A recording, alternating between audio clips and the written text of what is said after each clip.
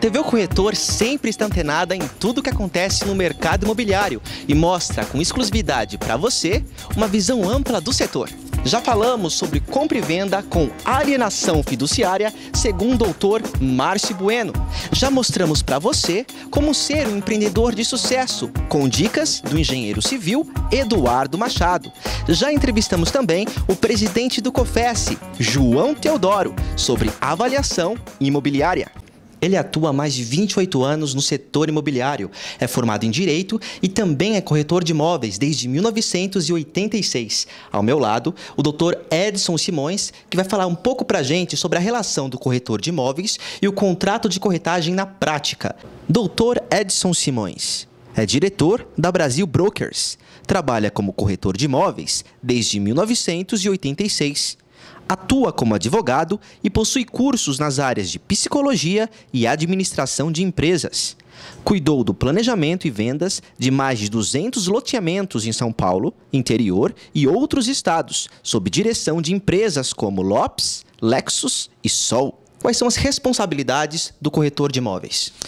Veja bem, o corretor de imóveis, eu diria que ele tem todas as responsabilidades. Por quê? Porque ele mexe com o sonho das pessoas.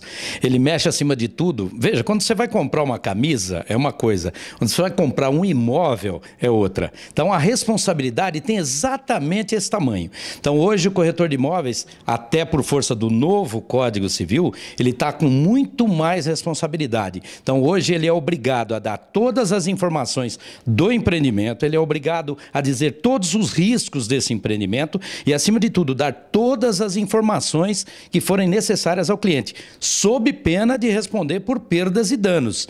Então, quando se fala em perdas e danos, você já dá a real dimensão da importância das responsabilidades do corretor.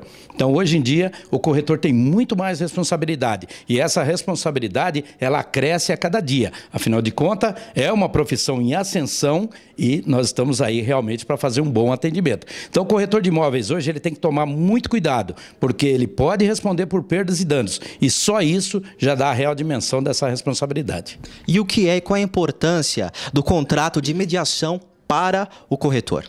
Veja bem, o contrato de corretagem, ele começa a cada dia a ganhar uma importância muito maior. Eu costumo dizer o seguinte: você nunca vai tomar chapéu de gente boa, né? Aliás, de gente ruim, de bandido, de gente estranha. Por quê? Porque você não deixa encostar em você. Você só vai tomar chapéu de gente boa, de gente honesta. Puxa, eu nunca esperava isso dele. Então, é por isso que existe o contrato de corretagem. É para que você seja amparado e possa realmente brigar por aquele fator principal da intermediação, que é ganhar a sua comissão.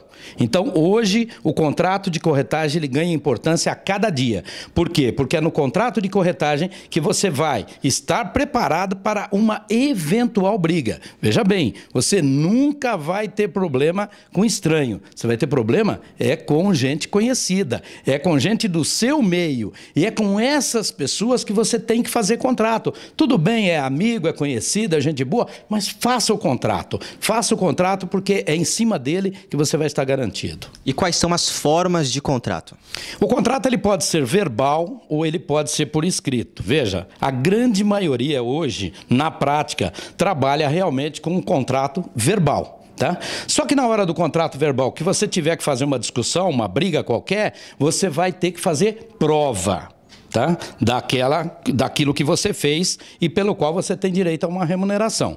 Então, são essas duas formas de contrato, a verbal e a escrita. Vá sempre pela escrita, porque na escrita você miseravelmente está amparado. Miseravelmente você já tem um instrumento que possa provocar essa discussão ou essa briga. Tá? É claro, vai depender da justiça? Vai depender da justiça. A amorosidade? A amorosidade. Mas pelo menos você tem um instrumento inicial. Agora, o contrato verbal, você tem que fazer provas, tem que fazer prova testemunhal. A testemunhal sozinha não serve. Então, você começa a ter uma série de problemas. Só que hoje, temos que reconhecer, é a principal forma de contrato, é o verbal, né? Então, quer dizer, porque é conhecido, porque você já presta serviço há muito tempo para aquela pessoa, por confiança, seja lá por que cargas d'água for, mas hoje, na prática, o que mais tem é contrato verbal. Mas o correto é o escrito. Então, falando de contrato escrito, como elaborar e o que deve constar neste contrato escrito? Veja bem, o contrato de corretagem normalmente é um contrato muito simples. É um contrato praticamente consensual, né? É um contrato em que as duas partes vão em busca de resultados, né? Então, há aí a vontade de quem está colocando o imóvel à venda de vendê-lo pelo melhor preço. Há a vontade do corretor de produzir resultados, ou seja, de cumprir o contrato, ou seja, buscar realmente resolver o problema do cliente. Então, ele é pequeno, normalmente cabe em uma página, ou sei lá, que saem até uma página e meia, duas. Ele é muito pequeno, ele tem que constar basicamente o interesse das partes. Quer dizer, o que você vai acordar dentro desse contrato é muito pouca coisa, porque ele em si é um contrato com resultados. Se ele não tiver resultado, não se resolve em nada o contrato. Então, na verdade, esse contrato é um contrato simples, só que ele te garante e garante muito. Há diferença entre contrato de corretagem e contrato de comissão e de mandato? Sim, porque no mandato, por exemplo, você está de posse do mandato para executar em nome da outra pessoa. Já no contrato de corretagem, você não representa a outra pessoa. No contrato de corretagem, a tua obrigação é aproximar as partes, é provocar a intermediação. Então, e aí, aliás, normalmente você, para pegar ao pé da letra, você fazer a corretagem, o que é? Aproximar as partes. Às vezes você nem precisa estar presente no negócio e, às vezes, na maioria das vezes, você não está, principalmente quando você trabalha numa imobiliária, você aproxima as partes e depois é o departamento jurídico, é o departamento de cobrança, é o saque, tudo que vai ter contato com esse cliente. Na verdade, a sua obrigação você fez, que é de aproximar as partes. Então, esse contrato de corretagem, que, na verdade, você já cumpriu aproximando as partes, é claro que, obviamente, você tem que, hoje em dia, não é mais possível você só aproximar os dois e ir embora. Não, você tem que resolver problemas, você tem que tirar os obstáculos do caminho. Então, às vezes, hoje o corretor ele tem que correr atrás do cartório, tem que correr atrás da prefeitura, tem que correr atrás de alguma pendência, quiçá jurídica ou até processual, né, para resolver o problema do cliente, para que ele tenha condições de compra. Então, esse é o objetivo principal. Então, hoje o corretor não é pura e simplesmente mais aproximar as partes, ele é um pouquinho mais profundo. Vamos agora falar de um assunto que muito interessa aos nossos amigos corretores e que é polêmico também, que é remuneração. Quais são as formas de remuneração? Veja bem, a forma de remuneração no contrato, por exemplo, você pode prever, né? Então, você fez o contrato e é por isso que eu sempre defendo o contrato por escrito. Porque no contrato escrito, você não tem o que discutir. Se lá está escrito que o imóvel, o valor do imóvel é 120 mil e ele concorda em receber 100 e você ficar com os 20, essa é a sua remuneração, tá? É plenamente possível você fazer um overprice no mercado imobiliário. Quando lá prevê que você vai ter 6%, é 6%, né? Então, existem essas formas, ou seja, a prevista em contrato, que aí você efetuou o teu trabalho, você vai receber exatamente de acordo com o que está previsto lá. E existe uma outra forma, que é a forma arbitral, ou seja, não está previsto, então um juízo vai arbitrar quanto é que você tem que receber. E, normalmente, isso são de acordo com os usos e costumes locais. Existe, por exemplo, em Limeira, há tempos atrás, hoje não mais, mas em Limeira, você tinha uma questão que o camarada não contratava percentual.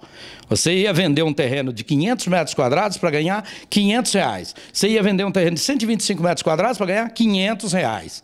Quer dizer, não havia o percentual, mas era um uso e costume local. Então, essa é uma forma arbitral, ou seja, se você não tiver previsto em contrato, automaticamente você vai ter essa forma arbitral. E uma outra que é quando você tem, no caso dos corretores de imóveis, quando você tem a comissão que é colocada dentro de uma tabela, né, regulamentada pelo conselho, né, no caso o Conselho dos Corretores de Imóveis. Então você tem uma tabela. Então, quando o juiz vai decidir uma questão relativa àquela corretagem, no caso corretores de imóveis, ele vai obedecer mais ou menos à tabela que o conselho colocar. Qual o prazo de vencimento do contrato? Veja, o prazo de vencimento do contrato é atendida às expectativas das partes, tá? Então, eu faço um contrato, ele pode ter ou não uma data de vencimento, tá? Agora, essa data de vencimento, o que que é? É meramente para que você cumpra uma obrigação. Veja, você corretor de imóveis, quando você assina um contrato, você também está assinando obrigações. Você tem a obrigação de trabalhar. Quando você faz um contrato, não é pura e simplesmente obter a exclusividade do negócio e sentar na cadeira e ficar esperando, não. Você tem que trabalhar, porque caso contrário, o negócio sendo fechado e provada a sua ociosidade ou negligência, você não tem direito à sua comissão, sabia disso? Então, é muito importante que o prazo, por exemplo, contratual, mesmo que você passou o prazo, foi denunciado que você não é mais o corretor exclusivo daquilo. Mas se foi fechado o negócio com um cliente que você aproximou das partes, automaticamente você tem direito, sim, à sua comissão, a menos que ele prove que você foi ocioso ou negligente. Aí, então, não adianta, pode até estar em vigência o contrato, mas você não tem mais direito. Aliás, os incas venezianos, eles mandavam matar os ociosos, você sabia disso? Mas era morte. A ociosidade diante dos incas era morte, porque o cara não presta para nada. É ocioso, é negligente, não quer trabalhar. Então não seja ocioso nem negligente, trabalhe. A TV O Corretor agradece a presença especial do Dr. Edson Simões e convida você a participar todas as terças-feiras dos encontros imobiliários que acontecem aqui na sede do seu sindicato às 19h30. Muito obrigado pela simpatia e até a próxima. Agradeço, sou eu. E aí, curtiu a entrevista? Então não deixe de conferir esta e outras entrevistas pela TV O Corretor em nosso canal no YouTube. E você também pode conferir todas as nossas conferências ao vivo pela internet. O site você já conhece, www.ciesp.org.br. As nossas conferências acontecem todas as terças-feiras às 19h30. TV O Corretor, o seu sindicato e o mercado imobiliário a um clique de você.